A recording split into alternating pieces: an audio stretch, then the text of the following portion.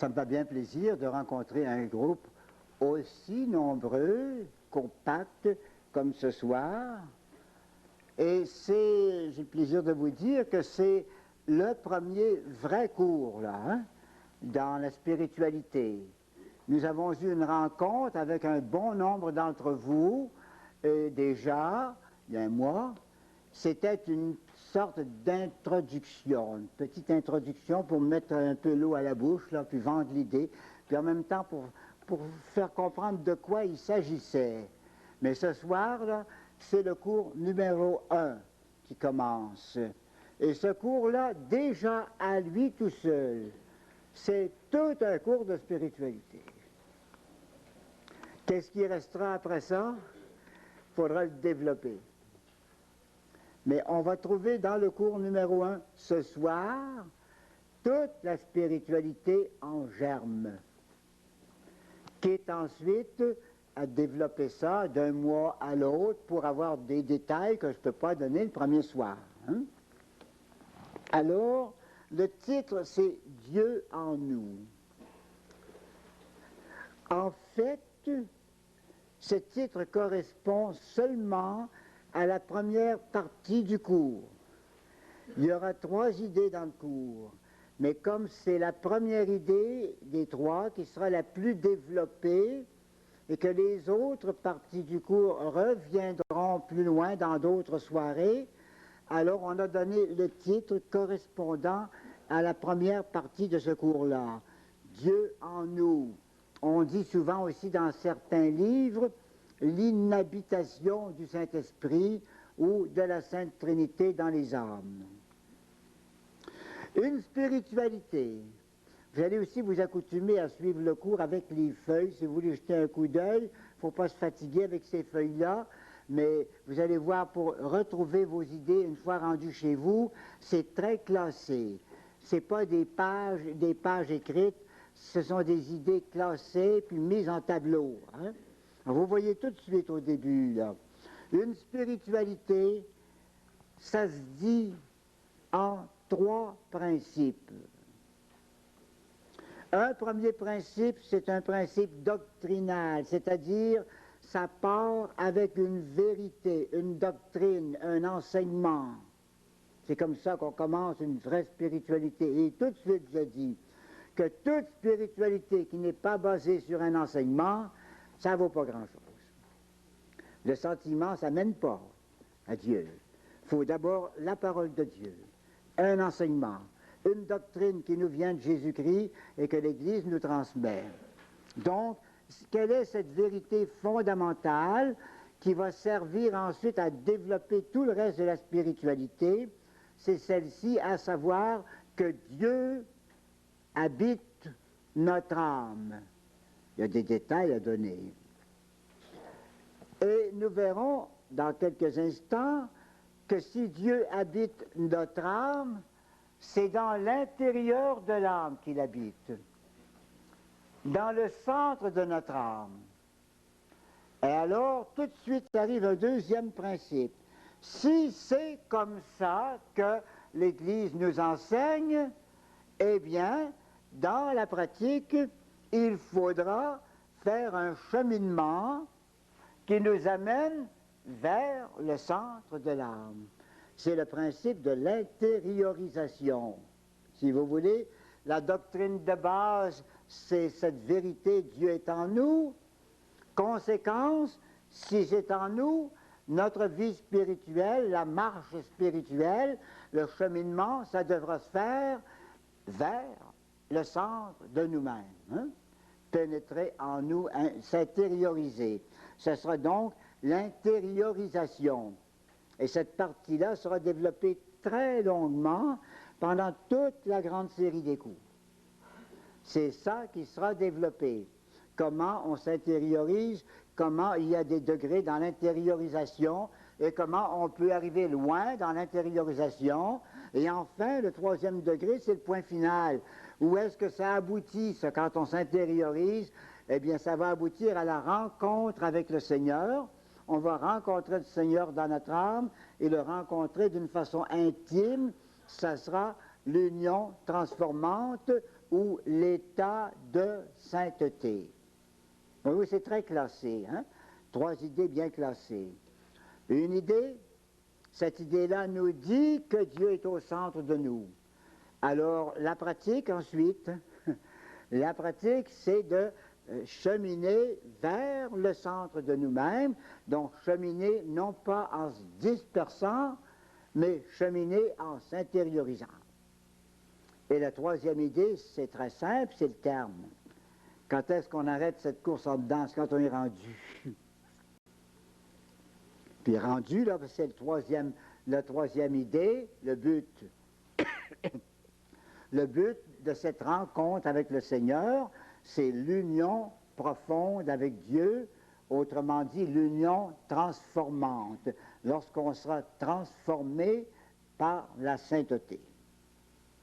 Alors j'insiste pas mal sur la première idée, je commence là. Présence de Dieu dans l'âme. On peut distinguer, mes chers amis, une double présence de Dieu en nous. C'est-à-dire 2 modes, 2 façons à Dieu d'être en nous. Il y a une présence générale et tous les êtres jouissent de cette présence-là. Il n'y a pas un être où Dieu n'est pas.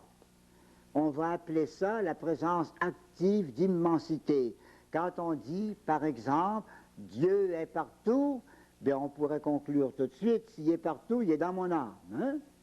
C'est cette présence-là, la première, que je vais dire. Là. Mais il y a une deuxième forme de présence, on la verra tout à l'heure, qui s'appelle présence objective, peu importe le mot là. Hein? Présence objective, celle-là, il n'y a que ceux qui sont en état de grâce, qui ont cette deuxième présence de Dieu. Et quand on vous dit, par exemple, que si quelqu'un fait un gros péché, il se sépare de Dieu, que Dieu s'en va, Dieu ne reste pas dans son âme, il y a du vrai et du pas vrai là-dedans. Il faut distinguer. Hein? La présence objective, la deuxième, ça disparaît, ça, si on fait un péché grave, mais la première présence, il n'y a rien qui peut l'ôter. Même les méchants qui disent qu'il n'y a pas de Dieu, et ainsi de suite, et il est là pareil. Puis il est en eux la même chose. Bon, alors je parle d'abord de la première forme de présence, celle qui nous dit que Dieu est partout. Et celle qui existe même dans les pécheurs et dans les choses matérielles, dans n'importe quoi. Les pécheurs, ils ont le bon Dieu quand même, mais pas de la même façon. Il est là quand même, puisque c'est lui le Créateur. C'est pas saint, il n'est pas canonisé encore. Louis Veillot, le grand journaliste, disait « Il n'y a pas de cœur assez sali par le péché où le bon Dieu ne trouve pas un petit coin pour s'installer puis nettoyer le reste. » C'est une belle expression, c'est bien. Hein? Alors la présence active, celle-là que j'explique d'abord. Qu'est-ce que c'est? Les deux mots le disent. Dieu est là quand il fait quelque chose. Quand il est actif, il est là. Moi, ce soir, je donne une conférence. Bien, je suis là. Hein? Ma conférence, ça marche si je suis là. Hein? C'est une présence nécessitée par une activité. N'importe quoi, c'est comme ça. Si quelque chose se fait, c'est parce qu'il y avait quelqu'un pour le faire. Je suppose dans une maison privée, par exemple, un beau jour, la mère de famille s'en va faire un petit tour dans le salon, puis elle aperçoit quelque chose de cassé. Ma belle lampe que j'avais eue en cadeau de noces. Alors elle demande aux enfants, qui est allé dans le salon là?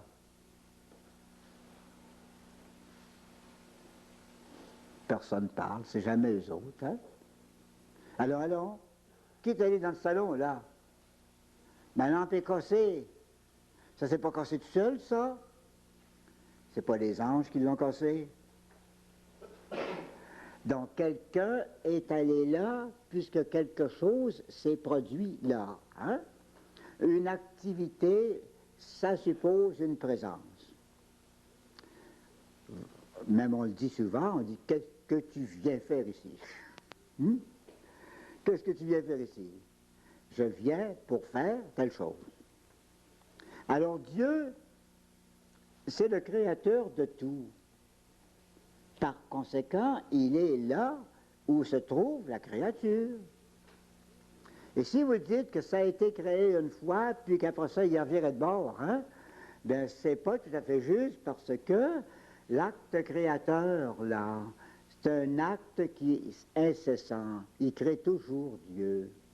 Et si on aime mieux un autre mot, il continue sa création sous forme de conservation, sous forme de différentes choses. Hein? La création, ça se continue. Le Créateur est toujours près de sa créature parce que c'est lui qui l'a faite et qu'il continue de la mettre à l'existence. Hein? Maintenant, peut-être que ça vous intéresserait de savoir comment il fait le bon Dieu pour créer. Évidemment, dans la Sainte Écriture, on dit des choses pieuses, mais étranges un peu, hein, qui aurait pris, par exemple, de la terre glaise, puis il aurait fait un bonhomme, là, puis il aurait soufflé dans les narines pour mettre une âme là-dedans. Mais c'est évident que c'est une comparaison. Hein? C'est évident que c'est de la poésie, c'est de la façon d'exprimer une grande vérité, de façon que le peuple simple ou les enfants puissent tout comprendre. Hein? Mais comment il fait vraiment, le bon Dieu, pour créer? Je vous le dirai. Il fait trois choses. Il voit, il choisit et il dit. Vous pourriez dire, comme moi-même, Dieu me voit. Dieu me choisit ou il m'aime. Et troisièmement, Dieu me dit. Et quand il dit, la créature arrive. Il a dit que le soleil soit, que la lumière soit. La lumière a paru. Il a dit que les eaux supérieures se séparent des eaux inférieures et des eaux sont montées sous forme de nuages et d'autres eaux sont descendues sous forme de rivières, de lacs et de mers. Hein? Il dit des choses comme ça, et quand il dit, ça se réalise. Hein? Alors, comment il fait pour nous voir d'abord? Vous savez que le bon Dieu, là, je n'ai pas besoin de vous dire qu'il est intelligent. Hein? Il est l'intelligence même. Alors, puis avant la création, ben, il était tout seul. Avant que le monde soit créé, ben, il n'y avait pas de monde. Avant que la terre soit faite, il n'y avait pas de terre. Avant que les astres, il n'y avait pas d'astres. Il n'y avait rien. Il y avait juste le bon Dieu. Puis comment est-ce qu'il passait son temps? Son éternité, si vous voulez. Comment est-ce qu'il passait son éternité absolument tout seul? Il ne s'ennuyait pas. Et qu'est-ce qu'il faisait pour ne pas s'ennuyer? Il se regardait. Puis il y avait son miroir. Il se regardait dans son Fils, dans son Verbe. Il se voyait plein de perfection. Il se voyait beau, brillant, saint, profond, puissant. Il voyait toute cette majesté, cette puissance d'être qui était en lui. Et il trouvait ça tellement beau qu'il en faisait une extase. Il criait. Quand on voit quelque chose de beau, vous avez remarqué, on crie. Et regarde-moi ça. Hein? Et il y en a plusieurs aussi, quand c'est eux-mêmes qui se voient dans le miroir. Hein? Ils crient pas toutes, Mais il y en a qui crient, hein? Vous vous rappelez, dans l'opéra de Faust, hein? L'opéra de Faust, la pauvre petite Marguerite qui n'avait jamais vu un miroir de sa vie, alors elle trouve un miroir dans une cassette, puis elle se regarde là-dedans. Oh, que je me trouve belle! Non, ce n'est pas moi, ce n'est pas moi, que je me trouve belle! Alors, elle faisait en petit ce que le bon Dieu fait en grand. Puis il a le droit, lui. Oh, l'autre aussi, c'est pas péché, hein? Il a le droit, lui. Donc, il est le seul être qui existe. D'abord, il se voit, il se regarde avec son intelligence, et il trouve ça tellement beau qu'il lâche un cri. Et ce cri-là, c'est un mot. Et ce mot-là, c'est un verbe. Vous savez, ceux qui ont fait de la grammaire, là, il y a plusieurs sortes de mots, hein? Il y a des noms, hein? Du bois, du fer, de la pierre, du plâtre, il y a toutes sortes de noms. C'est pas extraordinaire, ça, hein? Toutes sortes de choses, de la terre, du sable. Ensuite, il y a des adjectifs, c'est encore pire. La table est jaune. La table est plate. Elle est carrée. Les pauvres petits adjectifs qu'on ajoute pour dire un peu mieux. Il y a les pronoms, c'est encore pire. Quand on n'a pas de nom, on met d'autres choses à la place. Mais il y a un mot qui est merveilleux, c'est le verbe. Le verbe. Le verbe, c'est la vie. Le verbe, c'est pas des choses. Le verbe, c'est la vie. Parler, penser, chanter, vivre, aimer, ça c'est des verbes. Alors le mot que le bon Dieu dit quand il voit sa propre perfection, ou si vous voulez le chant d'adoration, d'admiration sur lui-même, là, c'est un verbe prononcé par l'Esprit du Père, par la pensée du Père.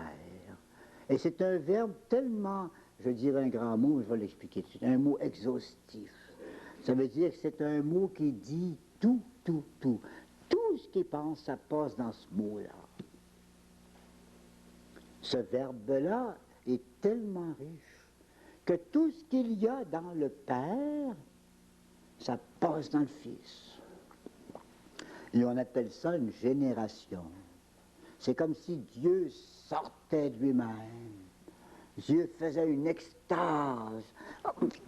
Il se retrouve en face de lui-même, dans l'admiration profonde. Et c'est un verbe, ça, la deuxième personne de la Sainte Trinité. Or, c'est dans ce verbe-là que Dieu voit. C'est dans ce verbe. C'est comme s'il disait « moi, je m'admire ». Moi, il a dit d'ailleurs dans la Bible, je suis saint. Moi, je suis puissant. Moi, je suis l'amour. Voyez-vous, il se contemple lui-même. Et en se contemplant, il ne peut pas faire autrement que de voir ses perfections et en particulier de voir sa puissance. Je suis capable de faire des mondes. Je suis capable d'en faire des êtres. Capable de faire ça, moi. Puis tous les êtres qu'il est capable de faire, il les voit. Il y a des gens qui ne voient pas ce qu'ils sont capables de faire. On dit, essaye, Charles, t'es capable, marche, marche, marche. Et puis des fois, ben, ils se pensaient pas capables, on pousse un peu, puis ils sont capables, hein? Parce qu'on se connaît mal, nous autres. Mais il se connaît tellement bien, lui. Alors tout ce qu'il est capable de faire, il le voit dans son regard, dans sa connaissance. C'est comme ça que il nous a vus, nous autres, éternellement. Depuis qu'il est Dieu, il a vu qu'il était capable de nous faire. Mais les êtres qu'il a vus comme ça, on les appelle des possibles. Il ne les a pas tous faits. Il a choisi. C'est comme par exemple quand on fait des plans pour une maison. On va faire 7-8 plans pour une maison. Quelle sorte de maison que je pourrais avoir à la campagne? Un bungalow, ben 2 étages. Qu'est-ce que je vais faire? Un split level, quelque chose comme ça. Qu'est-ce que je fais? Plus en longueur, plus en largeur, avec des grandes galeries, des petites galeries. Qu'est-ce qu'on va faire? Des terres, des pelouses. Puis on en dessine plusieurs. Puis on dit, ça va faire bonne affaire. Donc on voit tout ce qui est possible. Puis ensuite on choisit. Eh bien Dieu a fait ça. Il a vu éternellement, dans son intelligence, tous les êtres qu'il était capable de faire. Et parmi ces êtres-là, il en a choisi. Ceux-là, je les fais, ceux-là, je les fais pas. Pas obligé. Or, mes chers amis, nous autres aussi, il nous a vus et il nous a choisis. Ceux-là, celui-là, celle-là, je les fais. On est tous logés dans la pensée de Dieu. La pensée, c'est l'intelligence, ça, la connaissance. Puis on est tous logés dans le choix de Dieu. Le choix, c'est de l'amour. Maintenant, c'est pas tout. On n'est pas créé. Il continue, puis il dit. Il dit, et l'être existe. Alors chacun de nous peut se dire, Dieu m'a vu, Dieu m'a choisi, c'est de l'amour, et Dieu me dit, c'est la puissance. Et c'est comme ça que Dieu crée. Il fait la création, la créature, tous les êtres créés, c'est comme ça. Évidemment, ce qui est créé dans le temps, ça prend du temps. Ce qui est créé en dehors du temps, comme les anges par exemple, ça prend pas de temps. Mais il nous crée, c'est toujours la même chose. Par conséquent, vous voyez, vu que nous sommes des êtres créés, nous sommes vus par son regard et continuellement, il ne nous oublie pas un instant, nous sommes choisis dans son amour et nous sommes dits dans sa puissance. C'est ça la création, formidable. Quand on pense à ça. Là, Donc, la présence active, c'est ça, c'est quand Dieu crée. Et comme il crée tous les êtres qui existent, ça fait immense. Et on dira, c'est une présence active ou une présence d'immensité. Dieu est partout. Un esprit est présent là où il agit. Eh bien, Dieu est présent en chaque être qu'il crée et qu'il continue de créer en les conservant. Présence d'immensité. Évidemment, cette présence de Dieu partout entraîne sa présence réelle d'essence. S'il est là pour agir, il est là lui-même et pour vrai. Il ne s'agit pas de dire, ben j'y suis, puis j'y suis pas. Hein? On dit par exemple, on dit ça aux gens, hein? Bon, allez-y en retraite, je vais être avec vous autres. Puis on reste à la maison. Hein? Non, là, c'est pas une présence vivante, une présence, si vous voulez, d'intention, hein? Mais la présence de Dieu, c'est plus que ça. Ça entraîne sa présence d'essence, hein? La réalité de son essence. Il est là pour vrai. Et ça s'appelle présence d'immensité. Cette présence d'immensité ou cette présence active de Dieu a des effets divers. Évidemment, il fait des choses avec différentes choses différentes, l'homme. c'est-à-dire un degré différent de participation à l'être et aux perfections de Dieu. Chaque être qui est créé, c'est comme une petite image de Dieu, mais pas toujours une image parfaite. Un caillou, par exemple, ça ne ressemble pas beaucoup au bon Dieu. Et pourtant, elle lui ressemble un peu. Oh, pas beaucoup, hein? Et comment est-ce qu'un caillou peut ressembler au bon Dieu? Ou une pelletée de sable? Un caillou, ça ressemble au bon Dieu parce que ça existe, hein? Or, le bon Dieu, c'est le seul qui existe par lui-même. Si vous voyez d'autres choses qui existent, c'est une ressemblance avec celui qui existe toujours, hein?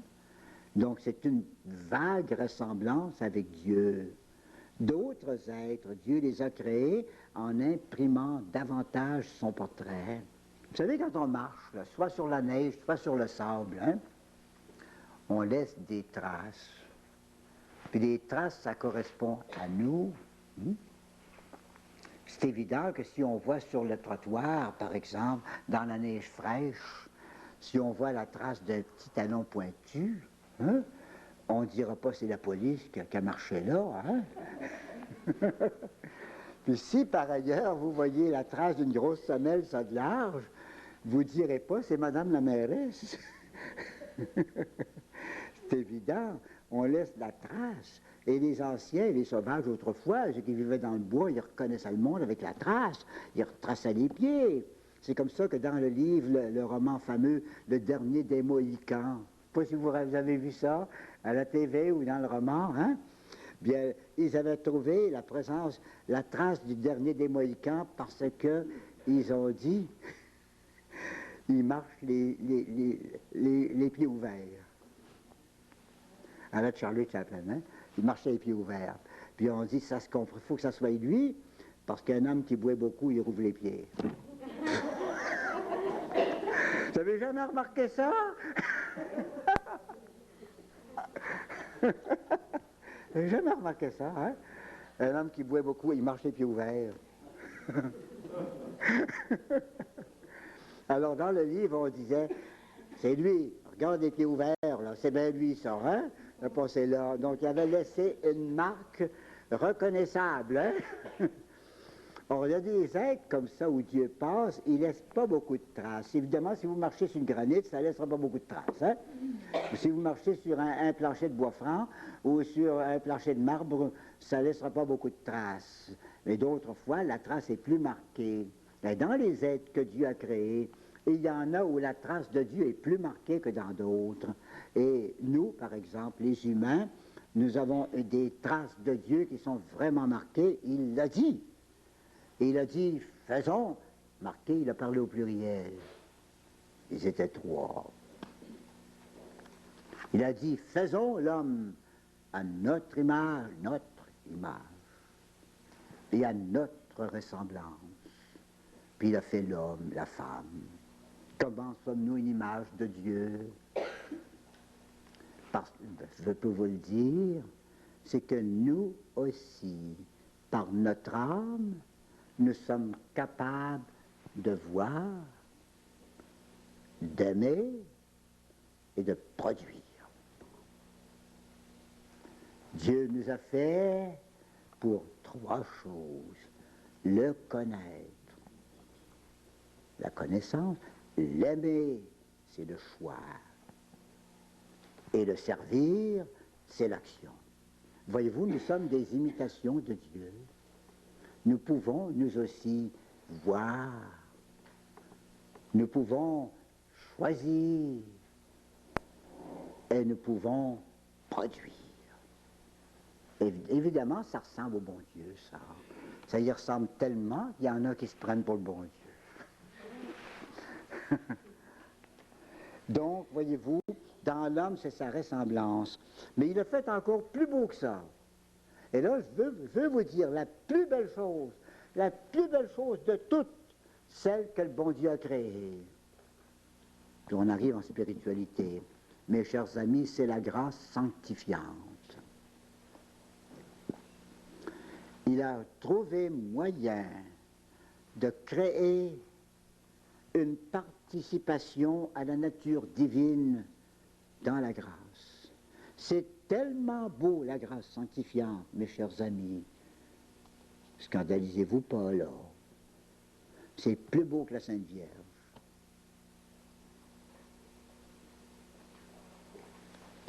Pourquoi la Sainte Vierge est-elle si belle?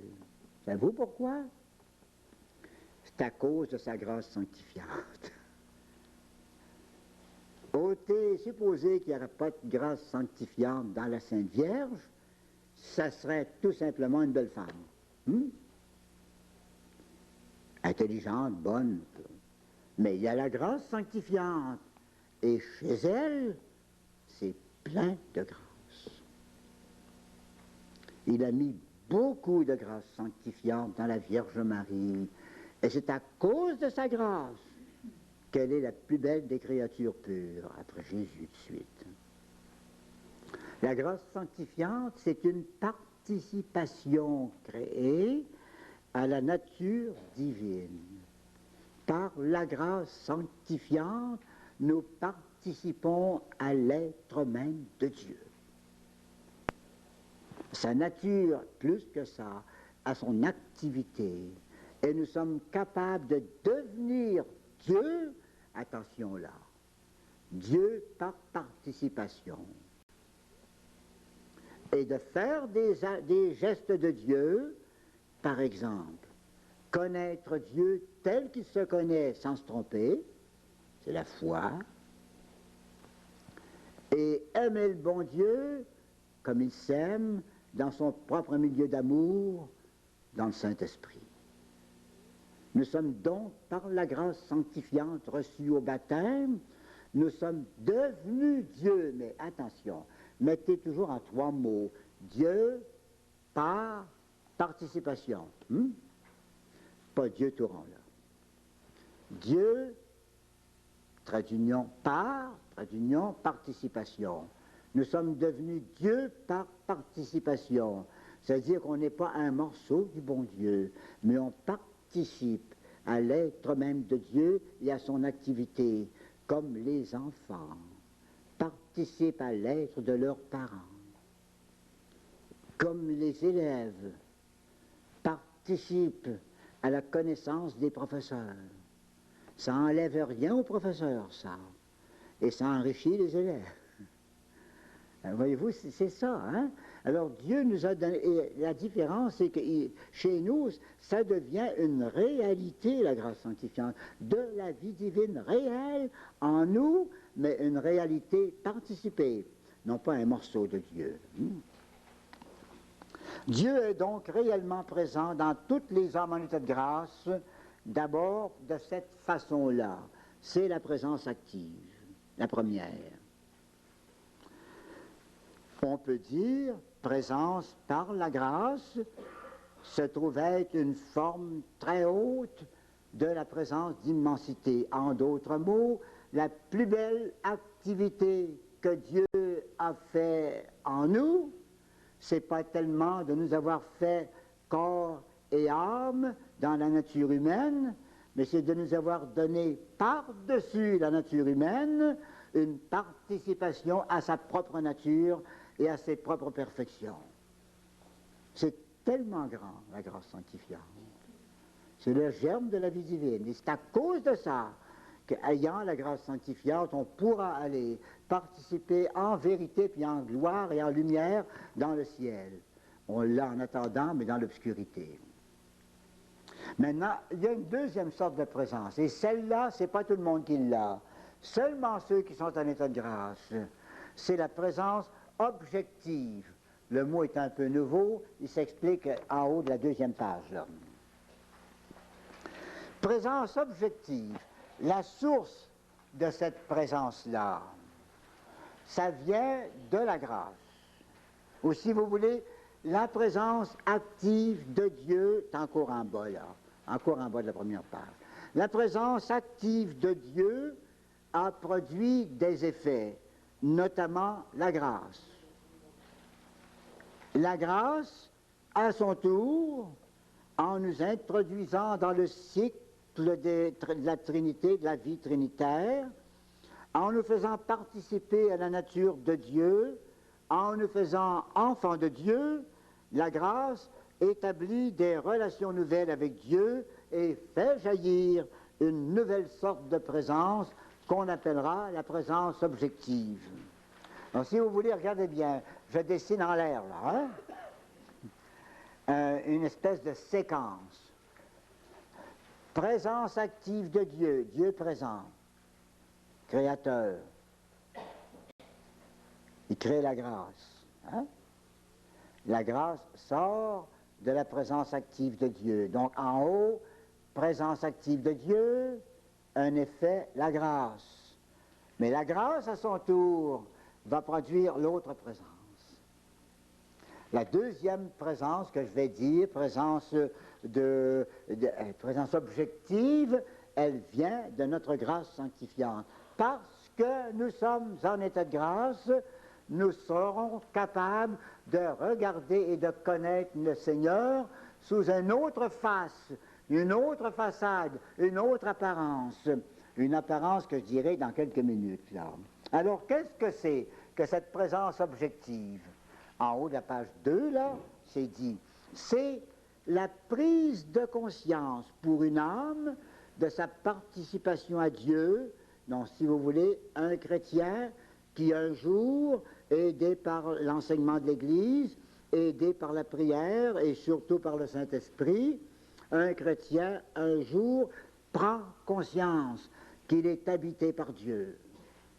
Il n'y avait pas trop pensé. Puis un beau jour, il pense à ça, qu'il est habité par Dieu. Et alors, c'est pas tout. Cette prise de conscience-là, avec la possibilité de réagir divinement. Ça veut dire ceci. Puisque je m'aperçois que je suis habité par Dieu et que je suis participant à Dieu, que je participe à la vie même de Dieu, eh bien, ça comme quelqu'un qui est de la famille de Dieu. Hein? Et ça va être la réaction, possibilité de réagir divinement, c'est-à-dire connaître Dieu tel qu'il se connaît, l'aimer comme il s'aime et l'embrasser, l'étreindre comme on embrasse son Père. En d'autres mots, une présence dans laquelle Dieu peut être saisi directement comme objet de connaissance et d'amour. C'est à cause du mot objet, là, qu'on dit présence objective. Maintenant, je vais vous expliquer ça avec une comparaison plus facile. C'est un peu serré ce que je dis là, hein? Et abstrait un peu, je vais vous expliquer ça avec une comparaison. D'ailleurs, c'est une parabole. Vous savez, dans mes cours, je fais des paraboles. J'ai pris le tour dans l'Évangile. Il y en a dans l'Évangile des paraboles. Hein? Alors, j'en fais une, là. Je vais la risquer. D'ailleurs, c'est arrivé chez vous, pendant le dîner. Je ne sais pas quand. Ça arrive à peu près partout, ça. Un bon dîner, tout le monde était à table pour un repas de famille, ça allait bien, c'était assez gai, assez heureux. Puis quelqu'un est allé à la table à côté, là, de l'autre côté, la pièce à côté, il dit « Eh mon Dieu, qu'est-ce qu'il y a là? » Qu'est-ce qui te prend? Ben, ça coule, là. Il y a un robinet qui coule, mais il n'y a pas moyen d'arrêter ça. Ben, ferme le robinet. Non, ça coule encore. Par-dessous, là.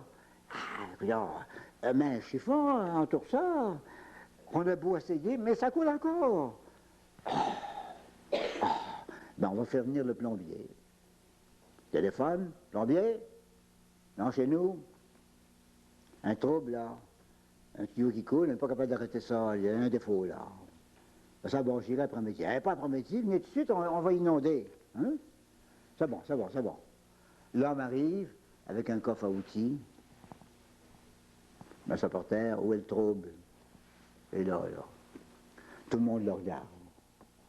À table, là.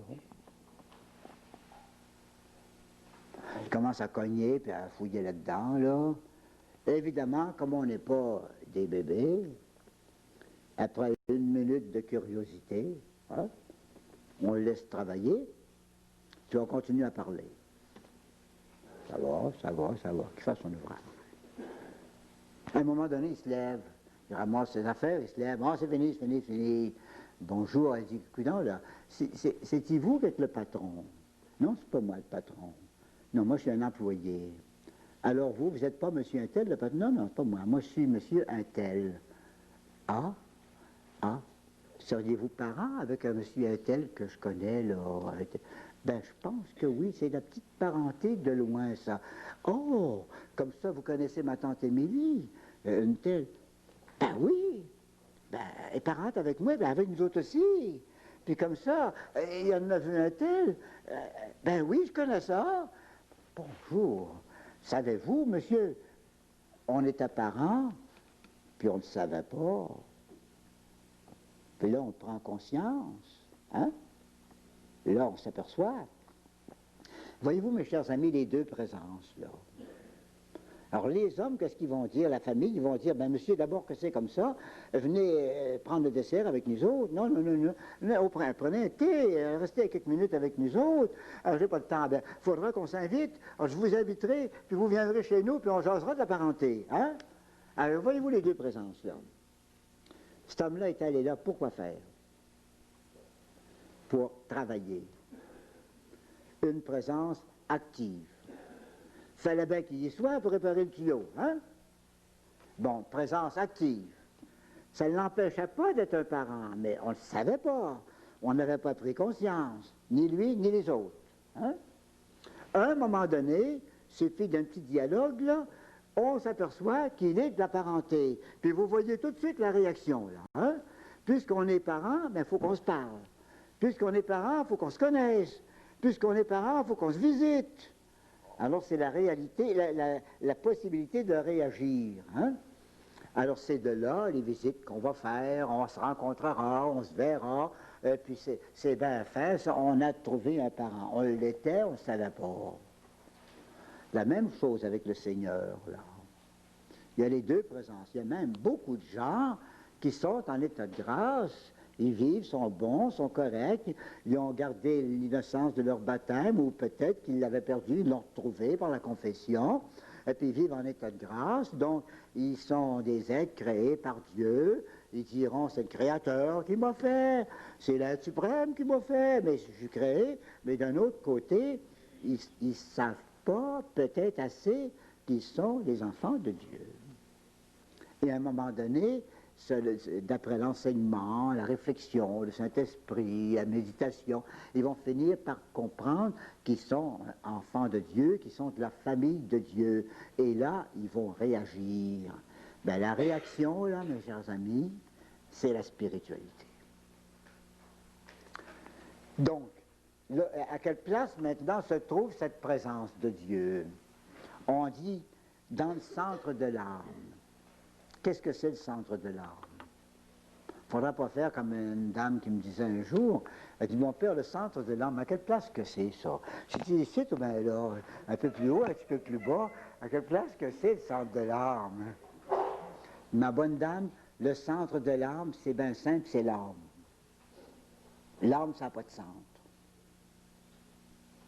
Trouvez donc le centre de l'air ici.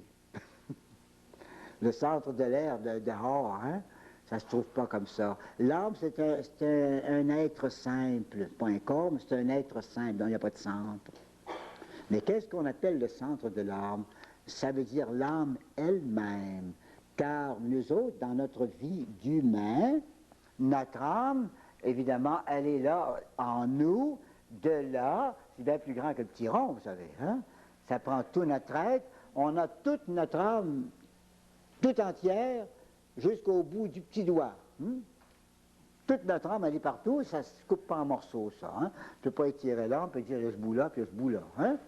Elle est tout entière partout en nous. Alors, l'âme, c'est l'âme. Le centre, c'est ça. On a mis essence de l'âme, ou centre de l'âme. Mais l'âme, vous le verrez dans le cours numéro 2, le mois prochain. Elle a une activité. Elle a pour connaître la faculté d'intelligence. Bien, Dieu, ce n'est pas dans l'intelligence qu'il est, c'est dans l'âme. On a la faculté de volonté pour aimer, ce n'est pas dans notre volonté qu'il est, c'est dans l'âme. En plus de ça, puisqu'on est du monde sensible, on a l'imagination, la pensée, l'entendement, le raisonnement, les impressions, les sentiments. C'est pas là-dedans qu'il est, le bon Dieu. C'est pas sa place. La place du bon Dieu, c'est pas dans l'imagination, c'est dans l'âme elle-même. Le centre de l'âme, c'est l'âme elle-même. C'est ça que ça veut dire. Donc, Sainte Thérèse a fait une expérience que je disais à notre rencontre, la dernière rencontre, là, hein, préliminaire. Elle avait demandé au Seigneur de bien comprendre ce que c'est là que la vie intérieure. Et alors il lui a fait voir une boule, un globe en vitre ou en cristal.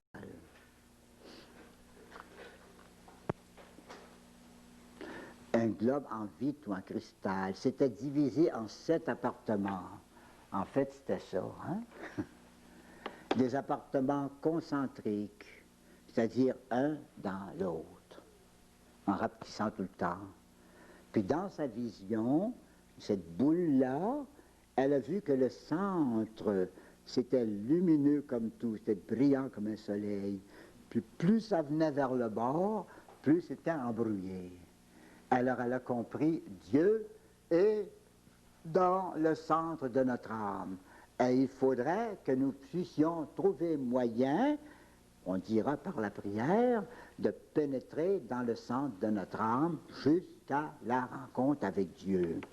Donc Dieu agit dans tout notre être comme auteur de l'ordre naturel, l'auteur créateur de la nature.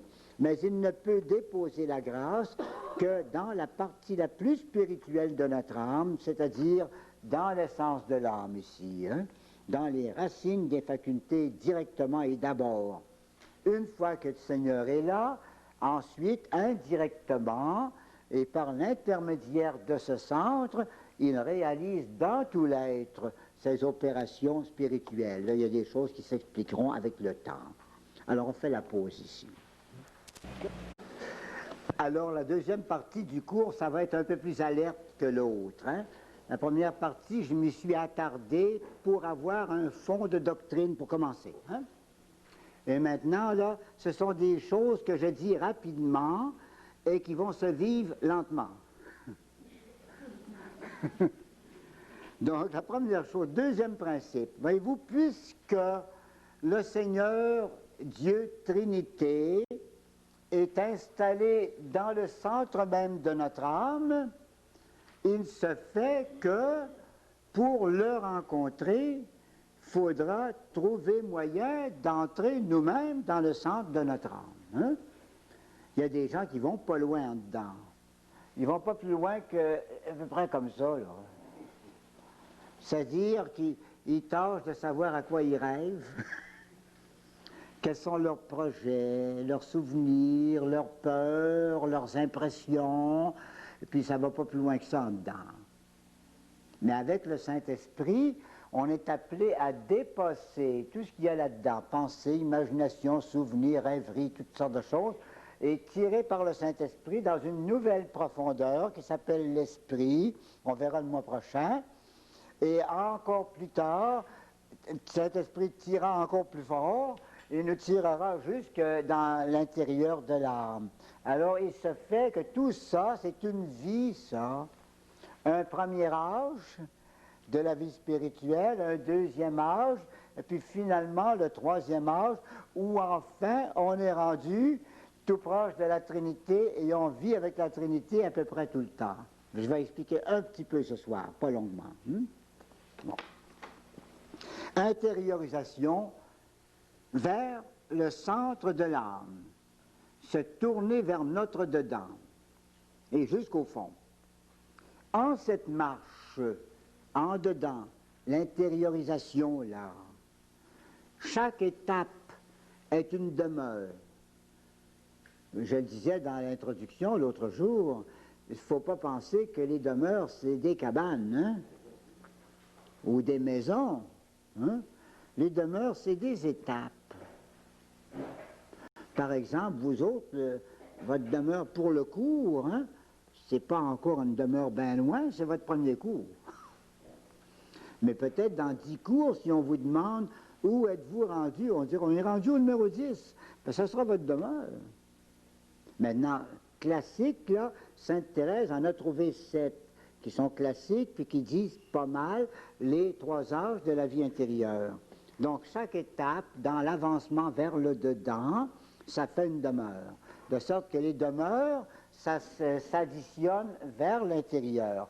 La première demeure, c'est le cours numéro 9, là, on verra plus tard. Elle est là, pas encore bien entrée. Hein? La deuxième, c'est toute une période. Troisième, on arrive ici. Quatrième, puis on pénètre. Hein? Donc, de sorte que les demeures, au chiffre le plus haut, ce sont celles qui sont les plus intérieures. Donc, au centre, septième demeure, Dieu est là, installé, je disais tantôt. Et Dieu, c'est l'amour. Oublions jamais ça. Dieu, c'est pas la justice. Il est justice, mais l'essence divine. Qu'est-ce que Dieu est? Dieu est amour. En toutes lettres dans Saint Jean, dans l'évangile de Saint Jean. Hein? Dieu est amour. Donc Dieu est amour. Or, l'amour, ça remue à l'amour. L'amour, c'est un mouvement. L'amour, c'est pas une statue, ça. L'amour, c'est quelque chose de vivant. Hein? C'est un mouvement. Et l'amour, son mouvement, c'est quoi? C'est qu'il aspire à conquérir. Quand quelqu'un, disons un garçon, commence à aimer une fille, il dit « je l'aurai bien ». Je l'aurai bien. Puis des fois que c'est la fille, c'est pas le même style, par exemple. Mais j'en connais une, moi, qui avait dit à propos de mon petit frère « je l'aurai bien un jour ». Puis elle l'a eu. L'amour, ça veut conquérir. Ça fait des conquêtes. Et si Dieu est amour, il veut faire des conquêtes. C'est ça l'amour. Hein? Le moyen qu'il aspire, l'amour ou Dieu, c'est la grâce, qui est une communication de Dieu amour. Dieu veut nous conquérir. Vous allez voir la belle invention qu'il a faite. Il dit, je vais inventer la grâce sanctifiante. Ils vont devenir mes enfants. Ils auront la même nature que moi, puis ils voudront venir à moi. Puis moi, je vais les attirer, puis les autres vont tirer vers moi. J'avais dit ça un jour dans un petit groupe, à Jonquière, je crois. Je disais, vous aimeriez ça, hein? Avoir des beaux petits bras ronds autour de votre cou, puis vous caresser, puis autour de vous, c'est bien fin, hein? Vous aimeriez ça? Ben, faites-en les petits enfants. Non, c'est vrai. C'est ce que Dieu a fait. On pourrait dire, oh bon Dieu, hein, tu aurais bien voulu avoir du monde, des enfants pour tourner autour de toi, puis venir sauter dans tes bras, hein? Ben, tu le savais aussi, puis c'est pour ça que tu nous as fait tes enfants. Il a pris la grâce. En donnant la grâce sanctifiante, il nous communiquait la même vie que lui. On devenait amour. Comprenez, quand les parents donnent la vie aux enfants, c'est la vie des parents qui passe dans les enfants. C'est clair, hein? Tellement qu'on reconnaît les enfants par les parents, où le papa va dire, oh là là là là, c'est les yeux, sa maman, ça. Puis elle va dire, c'est la petite bouche de son père, ça. Hein? Ils se retrouvent. Pourquoi? C'est parce que les parents ont donné de leur vie. Engendrer, c'est un don. Hein? C'est la vie des parents qui passe dans les enfants. Alors Dieu, c'est ça qu'il a fait. Le moyen employé, c'est la grâce, communication de Dieu amour. La grâce est donc de même nature que Dieu, mais avec deux différences. Car l'amour en Dieu, Dieu amour, l'amour est paternel. Il engendre, il donne, et il est aussi immuable et éternel, il ne grouille pas. Il est installé, puis c'est à nous autres de courir après. Il nous attire. L'amour en nous, c'est la même sorte d'amour, mais c'est filial. Il entraîne vers ce Dieu intérieur. Il est aussi envahissant, il pénètre et conquiert. Si vous voulez, regardez bien là. D'ailleurs, vous vivez ça, la plupart d'entre vous autres, là. La plupart d'entre vous autres, vous êtes engagés, soit comme enfants, soit comme parents, avec l'amour des familles, là. Hein?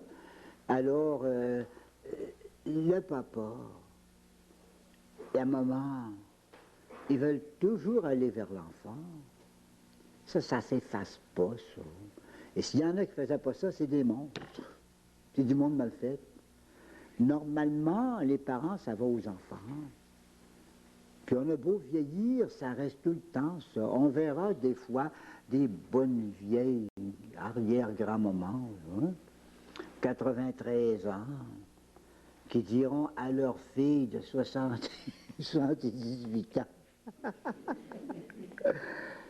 diront, ma petite fille, il te manque-t-il quelque chose? Vous n'êtes pas capable d'ôter ça. Puis à l'hôpital, beaucoup ont vu ça à l'hôpital et entendu des vieillards dans la maladie, dans la fièvre, vont crier, on entend ça dans les corridors d'une chambre à l'autre, « Maman! » Pas capable d'ôter ça dans le cœur de l'homme. Il y a bien des petites folies de jeunesse, des fois. Hein. Moi, je touche à mon corps, m'en aller. Hein. C'est des petits bouillons de jeunesse, ça. Hein. Ça revient. Ça va revenir. Pourquoi? Parce qu'il y a une attirance réciproque. Attirance des parents vers les enfants, attirance des enfants vers les parents. Pourquoi ça attire? C'est parce que c'est le même amour. L'aimant attire l'aimant. Mettez un fer d'aimant puis un autre fer d'aimant, le plus gros va attirer le plus petit. Puis le petit va essayer de sauter sur le gros, puis le gros va tirer. C'est ça l'affaire. Alors là, c'est plus d'aimant, c'est de l'amour. Alors l'amour, ça attire l'amour, c'est la même sorte d'amour. C'est de l'amour divin. La grâce sanctifiante. Ceux qui n'ont pas la grâce sanctifiante, ils n'ont pas cet amour-là. Ils peuvent avoir un amour cultivé plus ou moins humainement, là. Mais dans la grâce sanctifiante, on a cet amour de Dieu, là. Même nature que Dieu. Alors, cette emprise de Dieu, ou cette attirance de Dieu vers nous, qui nous attire vers lui plutôt, d'abord très discrète. Dans les 3 premières demeures, une attirance discrète. Avez-vous remarqué, quand on était jeune, les enfants font ça encore des fois, on prend un petit fer d'aimant, là, puis on met des petites choses, des petits tripes de fer, là, des petits morceaux de fer, des petites trottailles de fer, tout petits des grenailles, là, hein? Puis on met son fer, hein? Puis ça grouille pas. Ça grouille pas. Trop loin. Attire un petit peu. Ah! Ça commence à grouiller un peu. Pousse encore. Hein? Quelques-uns qui se détachent puis qui s'en vont. Puis plus vous approchez, plus les autres sont attirés. Puis à un moment donné, assez proche, ça saute dessus. C'est pareil. C'est l'aimant qui attire l'aimant. Alors, dans les premières demeures, on est loin. On n'a pas cheminé encore assez pour être attiré fort. Ça tire toujours, mais on est loin. Si vous réussissez à arriver ici, la 3e, le bord des 4e demeures, là, vous êtes pas mal plus proche. L'attraction va être plus forte aussi. Puis si vous arrivez ici, ça va être tellement fort que Saint-Esprit va vous mener tout le temps. Donc c'est ça la vie spirituelle, l'intériorisation. Donc cette emprise de Dieu par la grâce est d'abord très discrète, délicate et pas trop évidente, là. Mais elle s'affirme de plus en plus, révélant sa présence, 4e demeure. Se réservant l'initiative aux 6e demeures, c'est fort. Arrivant à la fin à des motions continuelles sur l'âme qui est agie par Dieu en elle. Les motions continuelles, c'est 6e, 7e demeure. Là, ça ne lâche pas. Ça tire tout le temps, continuellement vers le Seigneur. Voyez-vous, ça c'est évidemment, je ne peux pas dire ça longuement ce soir, parce qu'il y a toute une longue série de cours qui sera l'explication de tout ça. On verra première demeure, deuxième, troisième, et puis quatrième, vous verrez dans ce temps-là que ça tire plus fort, puis en cinquième, c'est pas mal collé, ça saute sur Dieu. Sixième et septième, ça transforme. Mais on verra les détails avec le temps. Maintenant, le terme. Jusqu'où ça va aller, ça, cette course en dedans? Cet intérieur, cette vie intérieure, comme on dit. Moi, j'aime pas le mot vie intérieure, savez-vous, même si on a mis ça dans le titre. École de vie intérieure. J'aimerais mieux le mot la vie vers l'intérieur. Ou, si vous voulez, la pénétration à l'intérieur. Ça marchera mieux encore, hein? Pas seulement parce qu'il y a des gens qui rentrent en dedans, hein?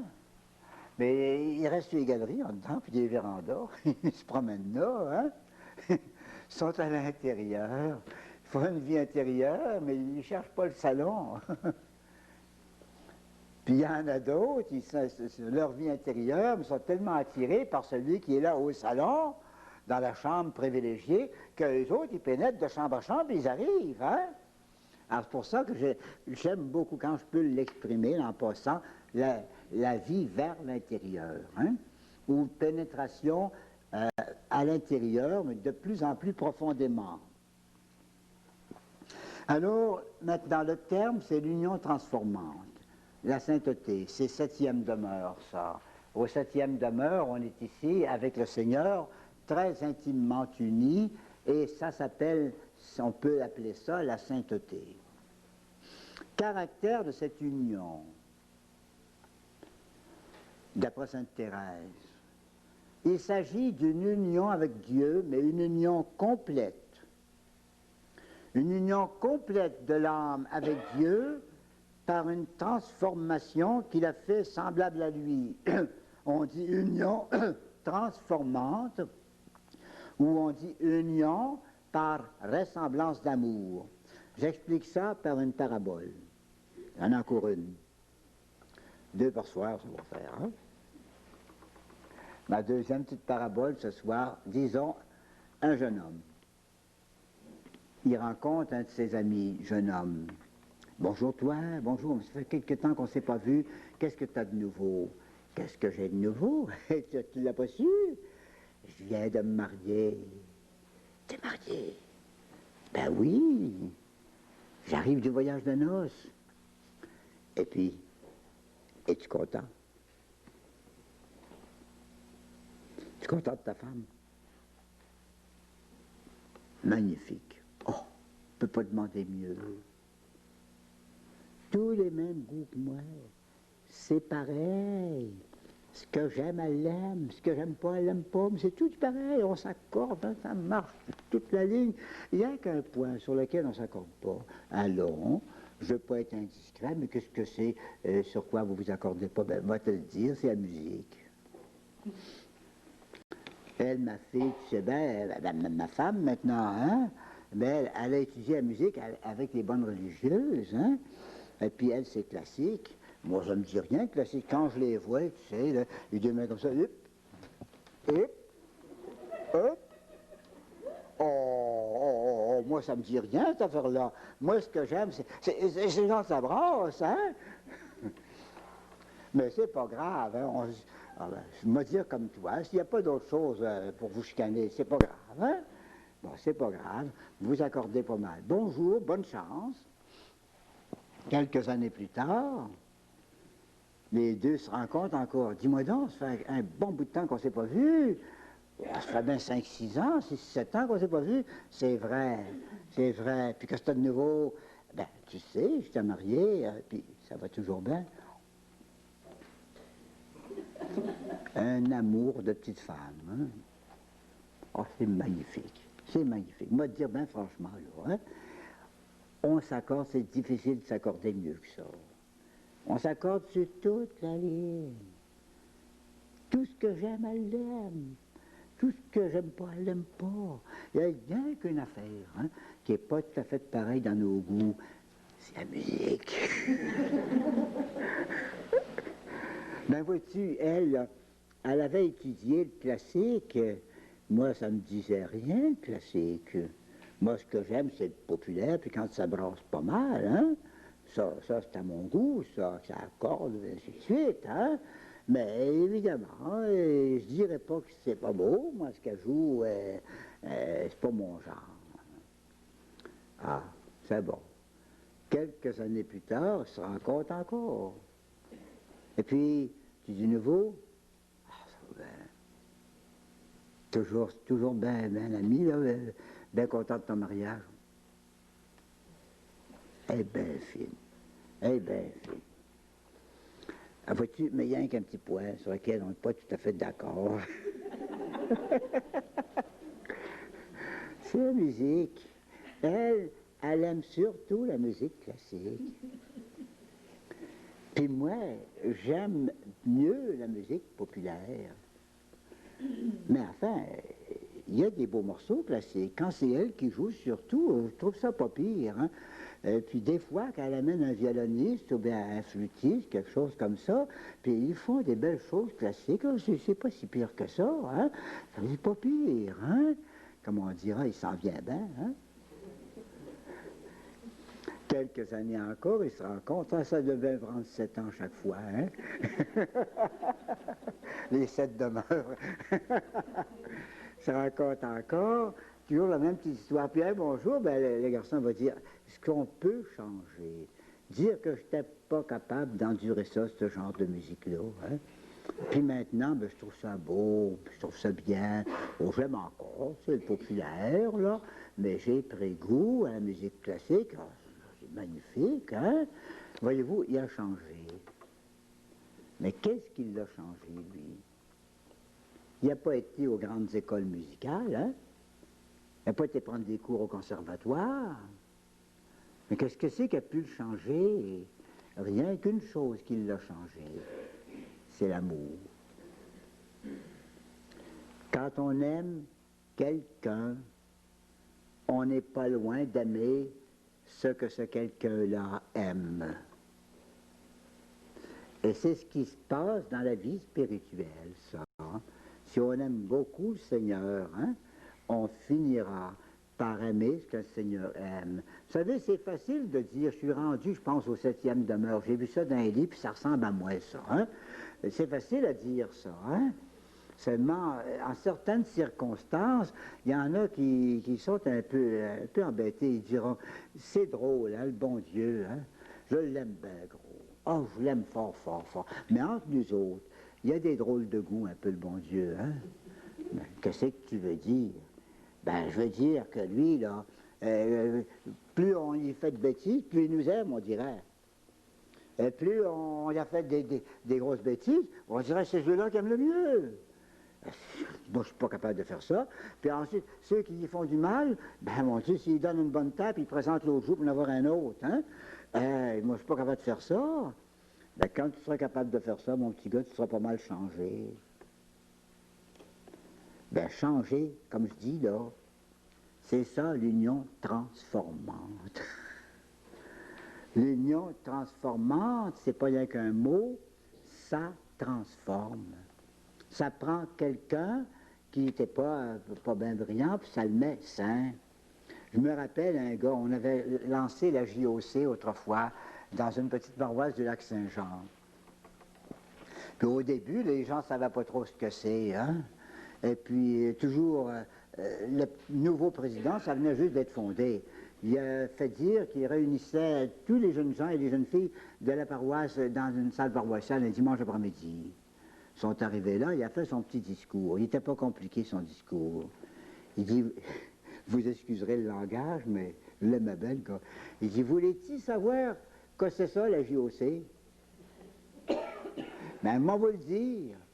La JOC, c'est une affaire qui prend un gars comme j'étais, puis qui le met comme je suis.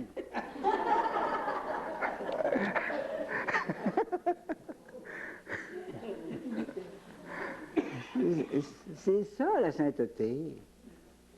C'est pas un auréole. C'est pas une histoire pour partir en l'air, puis un tas de visions. La sainteté, c'est quelque chose qui nous a pris, puis ce quelque chose-là, c'est l'amour du Seigneur. C'est quelque chose qui nous a pris, puis qui nous a transformés comme le Seigneur. plus ou moins, mais des fois pas mal loin. Hein? C'est ça la sainteté. Donc, son siège, où se trouve la sainteté? Dans la substance de l'âme, ou l'essence de l'âme. Est-ce qu'on peut la voir, la sainteté, dans une âme? Oh là là! Au ciel, directement, on pourra voir la sainteté des âmes dans ce qu'on appelle, vous avez ça sur vos feuilles, le lumen gloriae. Voyez-vous? Lumen gloriae. Lumière de gloire. La lumière de gloire, c'est le ciel, ça. L'éclairage du ciel. C'est-à-dire la grâce de voir la beauté des âmes. Ici-bas, sur la terre, tant qu'on n'est pas rendu là, on ne peut pas voir directement la sainteté dans une âme, mais on la voit par les effets. Ce n'est pas une impression, il y a des effets. Les effets, quels sont-ils? Sur la volonté d'abord. Ça frappe beaucoup la volonté, la sainteté. La volonté est envahie par l'amour.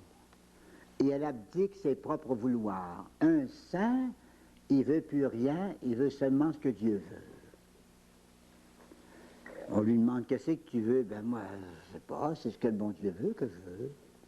Aimes-tu mieux guérir ou pas guérir? Je veux ce que Dieu veut. On avait demandé à la petite Thérèse, je pense, qu'est-ce que tu aimerais mieux? Aimes-tu mieux mourir ou pas mourir?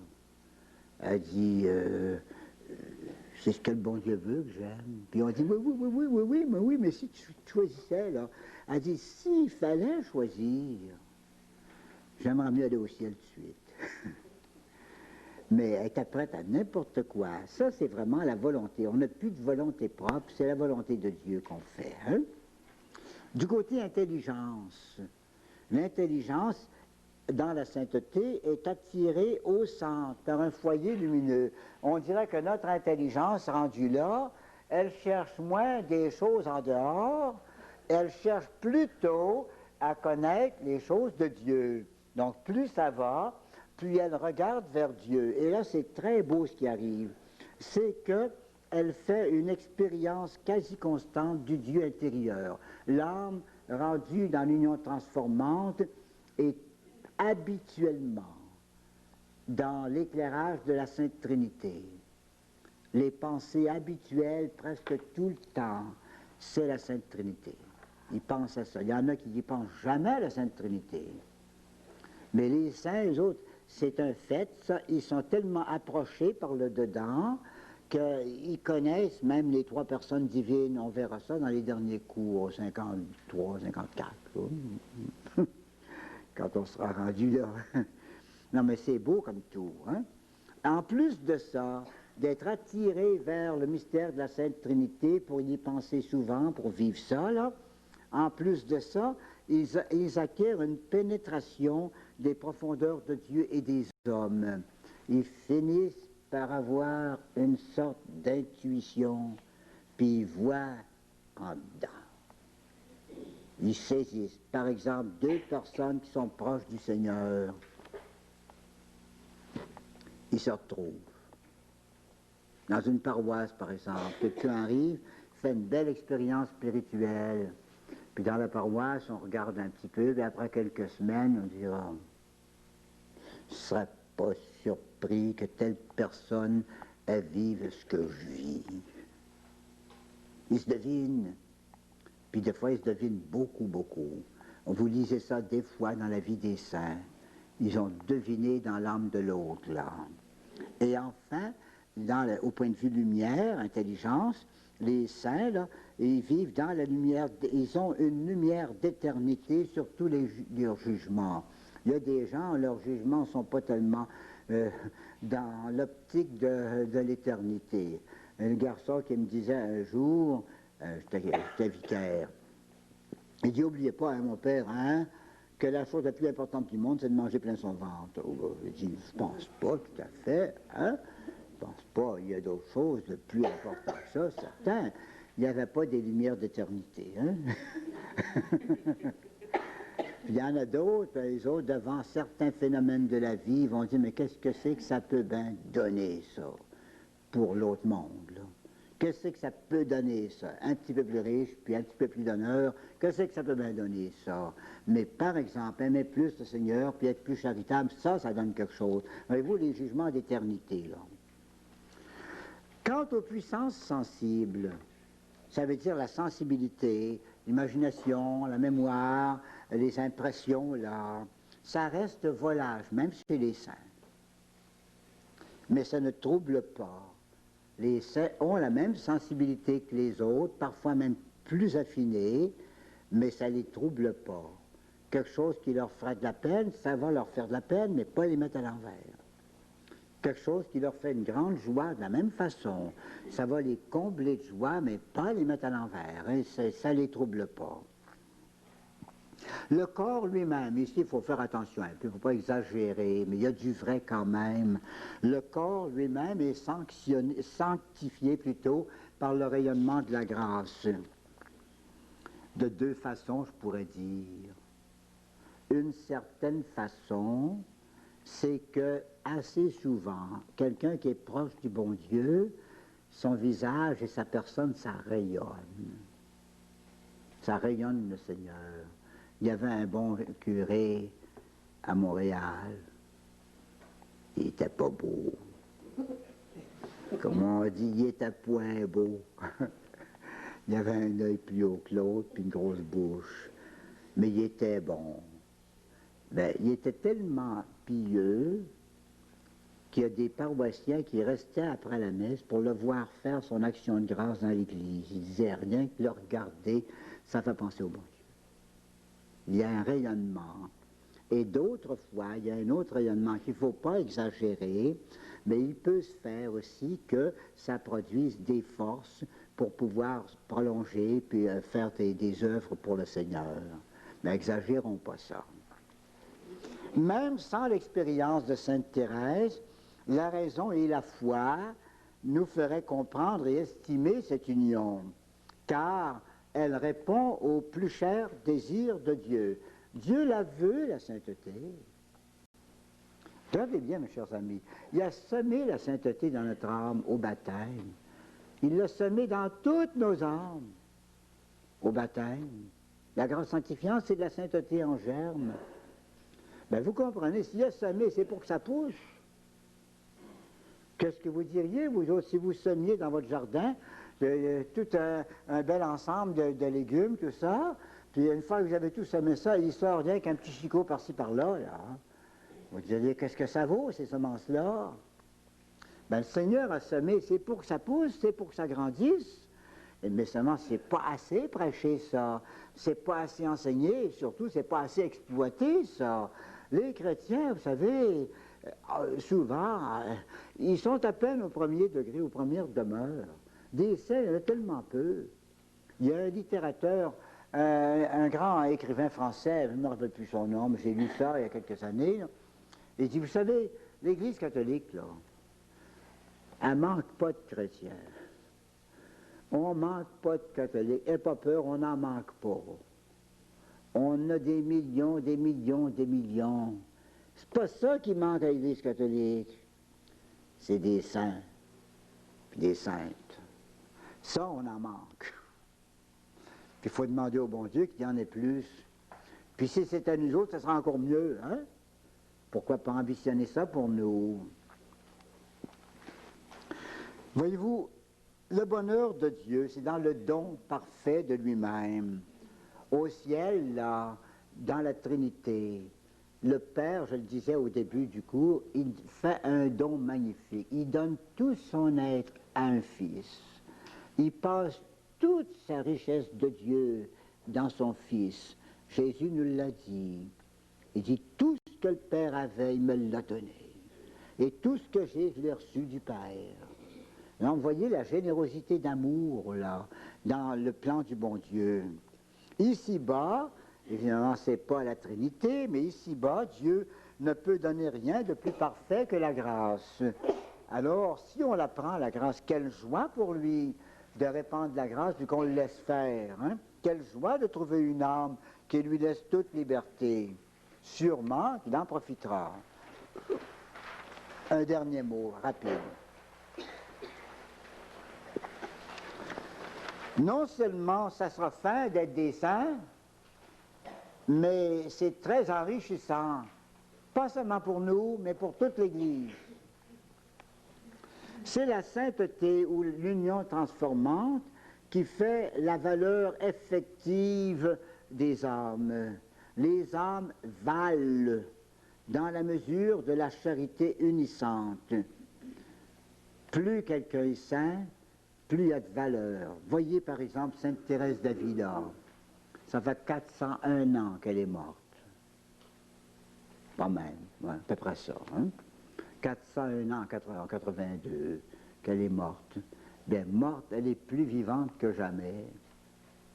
Elle a influencé des millions de catholiques, pas seulement dans le passé, mais encore maintenant. C'est incroyable le nombre, les millions de catholiques qui aiment Sainte Thérèse, qui la suivent, puis qui veulent vivre de son enseignement, puis de ses exemples-là. Ça, c'est de la valeur.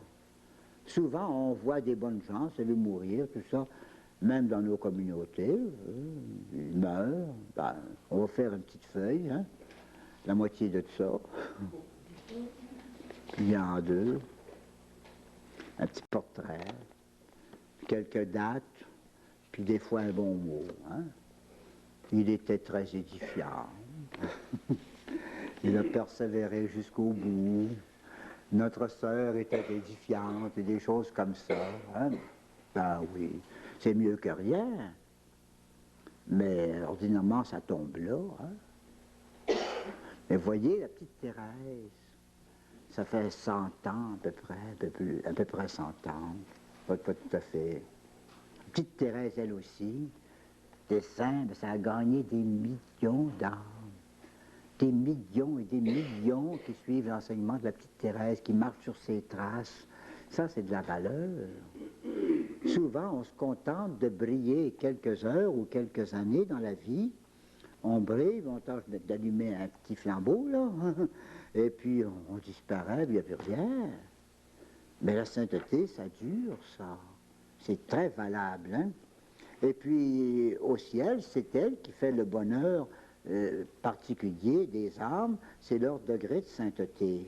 Par conséquent, c'est pas une chose négligeable que de développer sa vie chrétienne jusqu'à la sainteté, si on ne meurt pas trop vite. Hein? Quel dynamisme, donc, dans ce mot « je veux voir Dieu ». Et quelqu'un qui dirait ça sérieusement dans la vie chrétienne, là, moi, je veux voir Dieu. Toi, tu veux gagner de l'argent, moi, je veux voir Dieu. Toi, tu veux être premier dans ci puis dans ça, moi, je veux voir Dieu. C'est un mot tellement fort que ça a fait marcher Sainte Thérèse d'Avila toute sa vie, puis ça en a fait marcher bien d'autres. Hein? Donc, vous voyez, on part avec ce mot-là. Je veux voir Dieu, alors allons-y voir Dieu. Et le chemin, c'est le cheminement de la vie spirituelle.